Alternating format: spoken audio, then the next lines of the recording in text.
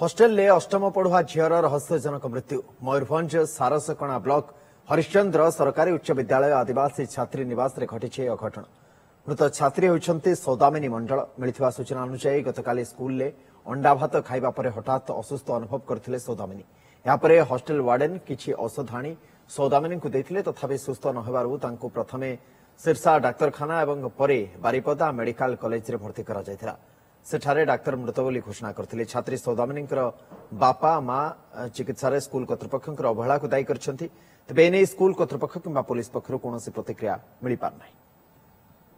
छुआर जीवन सेठी जाईची से हॉस्टेल रे आज्ञा हां किंतु आपन को जणैले ना जणैनी बाहर बोल बोली बाबुसंती आउ से मैटर मन कर न्याय चाहू छे जे से माने हम छुआ को मेडिसिन देकी मारी दै छंती। हां मेडिसिन देकी मारी छंती। आमे चाहू छे न्याय चाहू छे। ठंडा भरतिला तो ठंडार मेडिसिन मु किछि देइनी। गतकाली जेतेबेले हमरो साइको सर्जरी हैला तो गतकाली अढेटा तीनटा पाका भितर खाइछन। ताले राति रे से बाती कला जेतेबेले मु कहले काळे अधिक खाइतो अंडा भात देइ छंती ना, काळे बाती कला लोक बातीरो सिरप मु देइछि। बाती भी भल हेतिला आ बाती करा हेनी। आज सखाळे छुआ ठीक ठाक